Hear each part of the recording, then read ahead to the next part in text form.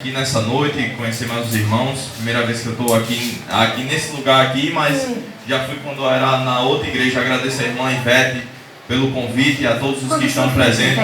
Mas irmãos, o tempo tem um problema, ele não para.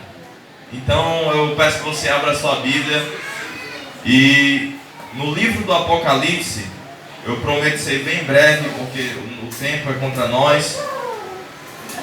Mas que desde já você possa se concentrar a ouvir a poderosa palavra do Eterno. Apocalipse, último livro da Bíblia, capítulo de número 20. Apocalipse, capítulo 20, do verso 11 ao 15. Vamos ler só do 11 até o 15. Apocalipse, capítulo de número 20. Do verso 11 até o verso de número 15. Quer ouvir Deus falar? Veja o que Ele diz em sua palavra. Quem achou, diga amém. Amém. Diz assim: o juízo final.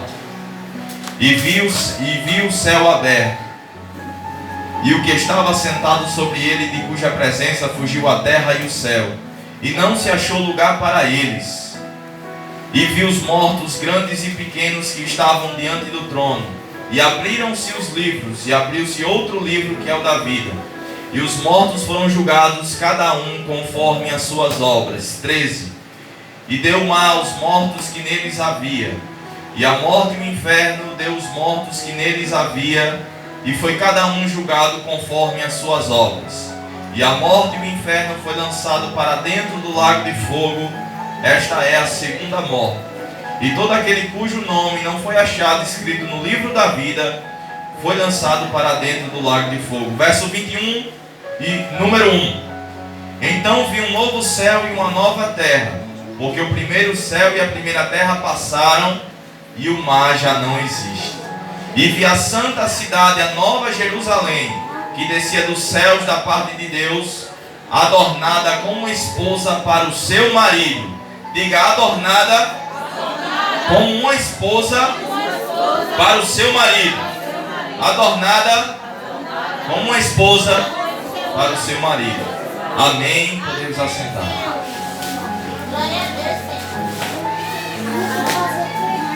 Irmãos, o livro do Apocalipse é o livro mais atual que temos da Bíblia. É o livro em que falam as coisas que estão acontecendo e as que vão acontecer. Antes que tudo que estivesse acontecendo hoje, que nós estamos vendo, foi tudo profetizado no livro do Apocalipse. A gente gosta muito de profecia e muito de revelação. E João diz assim: bem-aventurados que leem os que ouvem o livro dessa profecia. Esse livro é uma profecia aos nossos dias. É uma revelação do nosso Salvador, de quem Ele é hoje. De quem Ele é hoje. Nós precisamos ter uma visão de quem Ele realmente é. É disso que nós precisamos. João estava preso na ilha de Patmos por pregar a palavra de Deus. Ele estava preso, era o último apóstolo vivo. Todos os apóstolos já tinham morrido. O apóstolo Paulo foi decapitado, cortado a sua cabeça. O apóstolo Pedro foi crucificado de cabeça para baixo. E o último apóstolo vivo era o apóstolo João. Mas antes que João morresse, o Senhor se revelou a ele. O princípio do Evangelho é a gente saber quem é o nosso Salvador hoje. E o Senhor apareceu para João. Quem apareceu para João não foi um querubim, não foi um serafim, mas o próprio Salvador apareceu a João e disse: escreve as coisas que você vai ver. E quando João olhou para ele não viu aqueles seus cabelos pretos, mas ele olhou para os seus cabelos e viu seus cabelos brancos como a neve.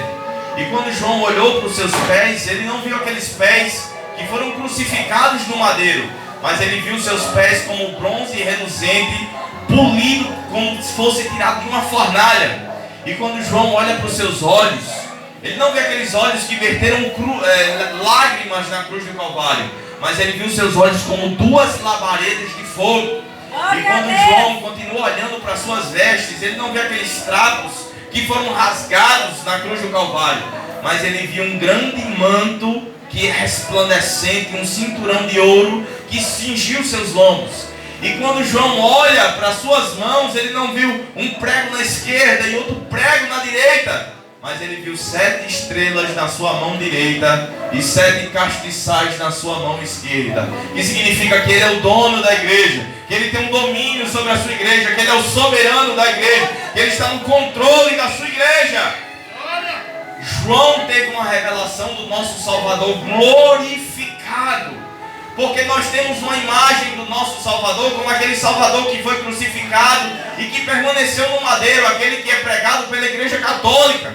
Mas eu tenho uma grande mensagem para você: ele não permaneceu no madeiro. A cruz está vazia, a sepultura está vazia, mas o trono está ocupado. Ao terceiro dia ele ressurgiu dentre os mortos, e quando ele ressurgiu dentre os mortos, ele disse: agora todo poder foi me dado no céu e na terra. É esse Salvador poderoso, glorioso, maravilhoso que nós temos hoje. E foi essa revelação que o apóstolo João teve.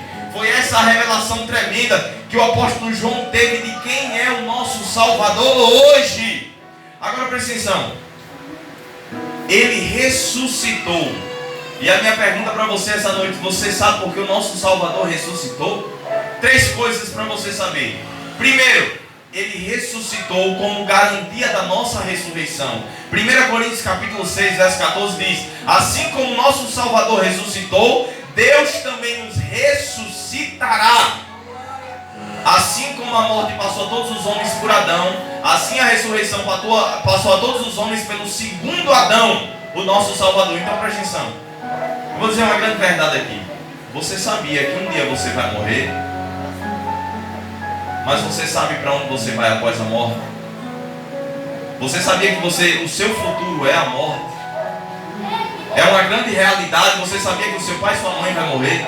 Você sabia que os seus filhos vão morrer? Você sabia que seus amigos vão morrer? Que todos os homens irão morrer? E que isso um dia irá acontecer com você? A morte passou a todos os homens por Adão, inclusive a nós. Mas qual é a boa nova? A garantia que o nosso Salvador ressuscitou o terceiro dia é a garantia que você um dia irá ressuscitar também. E quando é que isso vai acontecer? Quando ele voltar sobre as nuvens do céu. Ele morreu, ressuscitou, foi elevado à destra do Pai, foi preparar o lugar, mas um dia ele irá retornar. E quando ele retornar, a Bíblia diz que os mortos sairão da sepultura, os mortos ouvirão a voz do Filho de Deus, e os mortos sairão da sepultura. Seu pai e sua mãe que morreram vão ressuscitar. Seus avós que morreram vão ressuscitar. Desde até Adão vai ressuscitar para ver aquele que foi morto no madeiro vindo sobre as nuvens do céu. Então ele ressuscitou como garantia da ressurreição de todos os homens. Segunda coisa, porque ele ressuscitou? Ele deixou uma grande mensagem lá na tumba vazia. João capítulo 20, verso 4 diz o seguinte: que Pedro e João chegaram lá na sepultura e a sepultura estava vazia. E havia lenços caídos no chão e um lenço dobrado fora a parte. Tinha um lenço dobrado fora a parte na sepultura vazia. Mas qual é a mensagem que o Senhor queria dar com isso? Quando um judeu ele ia na casa de alguém e ele gostava da hospedagem, ele dobrava o seu lenço e ele dizia: olha, eu gostei muito da hospedagem daqui, eu vou voltar outra vez. Qual é a mensagem que o Senhor estava querendo dar?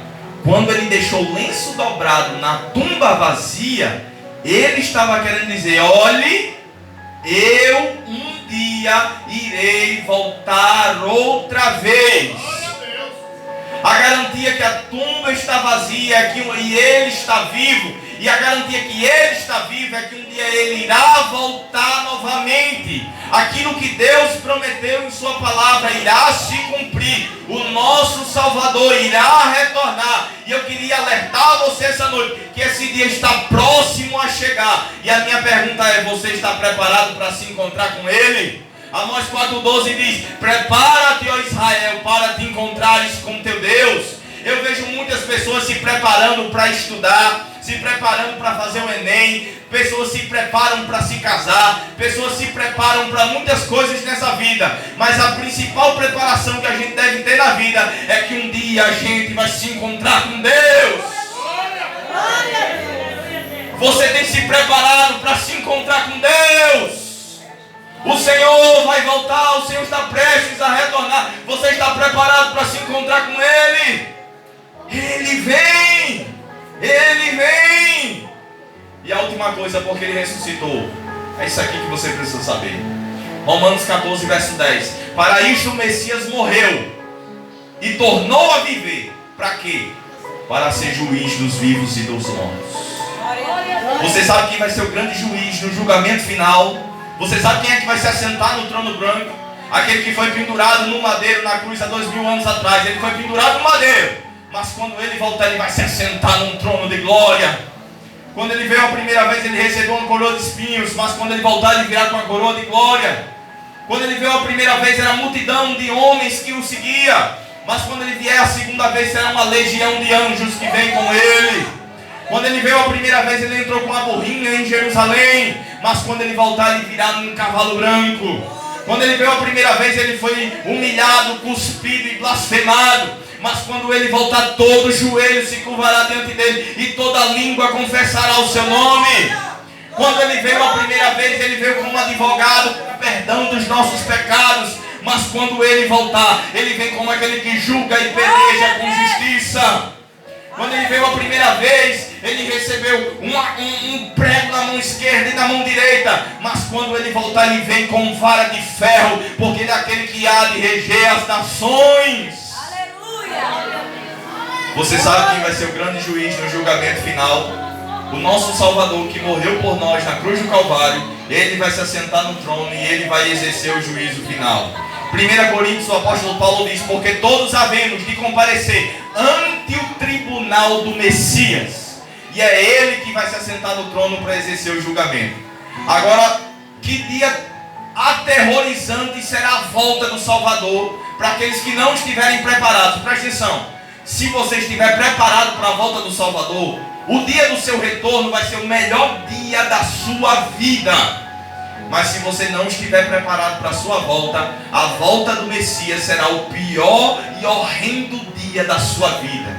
Vai ser o dia que você vai bater um joelho no outro. Vai ser o dia que você vai correr, como diz em Apocalipse 6, verso 16. Os homens, os grandes, os ricos, os poderosos, os grandes e pequenos que não se converteram dirão: montes, rochedos, caí sobre nós e escondei-nos do rosto daquele que está sentado sobre o trono e da ira do Cordeiro, porque é chegado o grande dia da sua ira, e quem poderá subsistir?